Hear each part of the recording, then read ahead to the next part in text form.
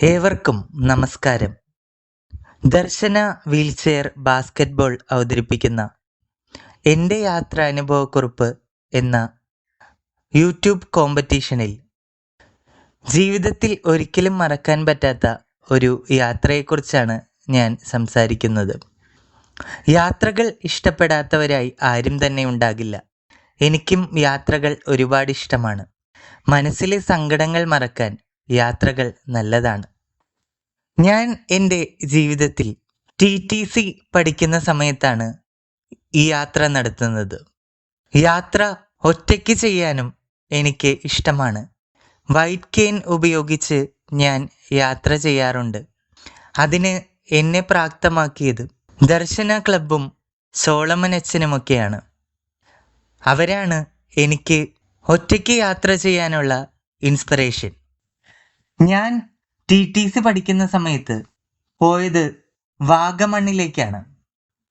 ഞാൻ TTC പഠിച്ചത് SNTTI Irinjalakuda എന്ന സ്കൂളിലാണ്. ഞങ്ങൾക്ക് TTC പഠിക്കുന്ന സമയത്ത് ഒരു ക്യാമ്പ് ഉണ്ടായിരുന്നു. ആ ക്യാമ്പിൻ്റെ ഭാഗമായി നടത്തിയ യാത്രയായിരുന്നു വാഗമണ്ണിലേക്ക്. 4/4/2024 വ്യാഴം രാവിലെ 5:30 ഞങ്ങൾ 1ാം വർഷ അധ്യാപക വിദ്യാർത്ഥികളും 2ാം വർഷ അധ്യാപക വിദ്യാർത്ഥികളും 2 ടൂറിസ്റ്റ് ബസ്സുകളിലായാണ് പുറപ്പെട്ടത്. ഞങ്ങൾക്കൊപ്പം ഞങ്ങളുടെ അധ്യാപകരുമുണ്ടായിരുന്നു. രാവിലെ 5:30 സ്കൂളിൽ നിന്ന് വാഗമണ്ണിലേക്ക് തിരിച്ച യാത്രാവേളയിൽ ഞങ്ങൾ ബസ്സിൽ പാട്ടുകൾ പാടി ഡാൻസുകൾ കളിച്ചു, ആഘോഷമാക്കി. സന്തോഷത്തിൻ്റെ കുറേ നിമിഷങ്ങൾ. ഏകദേശം 4 മണിക്കൂർ എടുത്തു ഞങ്ങൾ വാഗമണ്ണിലെത്താൻ. വാഗമണ്ണിൽ എത്തിയതിന് ശേഷം ഞങ്ങൾ ബ്രേക്ക്ഫാസ്റ്റ് കഴിച്ചു. അതിനുശേഷം അധ്യാപകർ ഞങ്ങൾക്ക് വേണ്ട നിർദ്ദേശങ്ങളൊക്കെ നൽകി. അങ്ങനെ ഞങ്ങൾ ആദ്യം സന്ദർശിച്ചത് നിറയെ മൊട്ടക്കുന്നുകളാണ്. വാഗമണ്ണിൻ്റെ പ്രത്യേകത നിങ്ങൾക്കെല്ലാവർക്കും അറിയാമല്ലോ. ഒരുപാട് സിനിമകൾ ഷൂട്ട് ചെയ്തിട്ടുള്ള സ്ഥലമാണ് വാഗമൺ. ജീവിതത്തിൽ ഒരിക്കലെങ്കിലും പോകണം എന്ന് ഞാൻ ആഗ്രഹിച്ചിട്ടുള്ള ഒരു സ്ഥലം. ധാരാളം കുന്നുകൾ നിറഞ്ഞ പ്രദേശമായിരുന്നു അത്. അവിടുത്തെ കാലാവസ്ഥ എനിക്ക് വളരെയധികം ഇഷ്ടപ്പെട്ടു. ഞങ്ങൾ ഈ യാത്ര നടത്തുന്നത് ഏപ്രിൽ മാസത്തിലാണ്. അതുകൊണ്ട് തന്നെ നല്ല ചൂടായിരുന്നെങ്കിൽ പോലും വാഗമൺ ഭാഗത്ത് നല്ല തണുപ്പുണ്ടായിരുന്നു.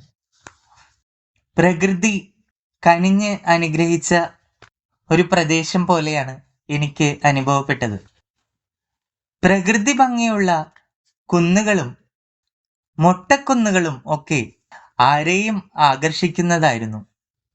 എൻ്റെ സഹപാഠികൾ അവിടുത്തെ കാഴ്ചകൾ എനിക്ക് വിശദീകരിച്ചു തന്നു. അത് എനിക്ക് വളരെയധികം സന്തോഷമായി. കാരണം ഞാൻ ഒട്ടും പ്രതീക്ഷിച്ചിരുന്നില്ല. എന്നെ കൊണ്ടു നടന്നത് എൻ്റെ സഹപാഠികളാണ്. അവർ ധാരാളം ചിത്രങ്ങൾ എടുത്തു. എനിക്കൊപ്പം അവർ ചിത്രങ്ങൾ എടുത്തു. ഞാനും അവർക്കൊപ്പം സെൽഫി എടുത്തു. എനിക്ക് കൂട്ടുകാരാണ് ചിത്രങ്ങൾ എടുത്തു തന്നത്.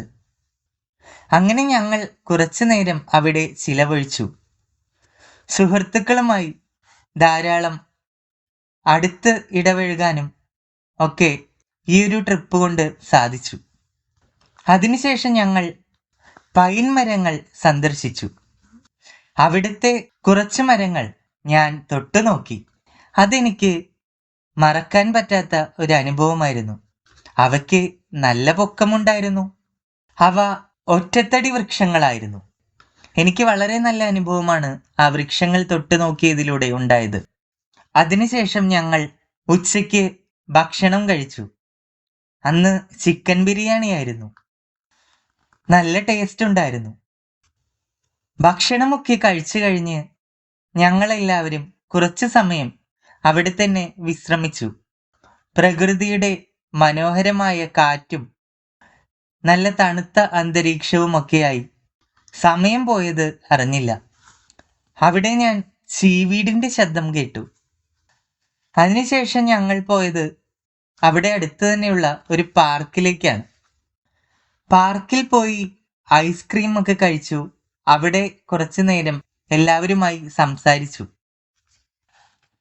അങ്ങനെ ഞങ്ങൾ അവിടെ കുറെ സമയം ചിലവിട്ടു.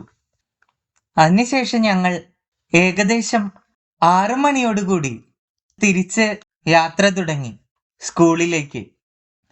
അങ്ങനെ ഞങ്ങൾക്ക് ഈ യാത്ര അവസാനിക്കുമ്പോൾ നല്ല വിഷമമുണ്ടായിരുന്നു. കാരണം ഈ യാത്ര ജീവിതത്തിൽ ഒരിക്കലും മറക്കാൻ പറ്റാത്ത ഒരുപാട് യാത്രകൾക്കൊപ്പം ചേർത്ത് വെക്കാൻ പറ്റുന്ന ഒരു യാത്രയായിരുന്നു. യാത്രാവേളയിൽ ഞങ്ങൾ ഭക്ഷണം കഴിച്ചു. വഴിയോരത്ത് കണ്ട ഒരു ഹോട്ടലിൽ നിന്നാണ് ഞങ്ങൾ ഭക്ഷണം കഴിച്ചത്. ഞാൻ കഴിച്ചത് മസാല ദോശയാണ്. എനിക്ക് ഏറെ ഇഷ്ടമുള്ള ഒരു ഭക്ഷണമാണ് മസാല ദോശ. അതിൻ്റെ രുചി ഇപ്പോഴും നാവിലുണ്ട്. അങ്ങനെ ഞങ്ങൾ തിരിച്ച് സ്കൂളിൽ എത്തുന്നതിന് കുറച്ചു മുമ്പ് എല്ലാവരെ കൊണ്ടും അവരവരുടെ യാത്രാ അനുഭവങ്ങൾ അധ്യാപകർ പറയിപ്പിച്ചു. അതിൽ ഈയുള്ളവനും ഉണ്ടായിരുന്നു. അങ്ങനെ എല്ലാവരുടെയും യാത്രാ അനുഭവങ്ങളൊക്കെ പരസ്പരം കേൾക്കാൻ സാധിച്ചു. കുറെ നേരത്തെ യാത്രയ്ക്ക് ശേഷം ഞങ്ങൾ തിരിച്ച് സ്കൂളിലെത്തി. യാത്രകൾ അങ്ങനെയാണ്. നമ്മുടെ ജീവിതത്തിൽ ഒരിക്കലും മറക്കാൻ പറ്റാത്ത ഒരുപാട് നല്ല ഓർമ്മകൾ നമുക്ക് സമ്മാനിക്കും. ഇത്രയും പറഞ്ഞുകൊണ്ട് ഞാൻ എൻ്റെ യാത്രാ വിവരണം ഇവിടെ അവസാനിപ്പിക്കുന്നു. നന്ദി, നമസ്കാരം.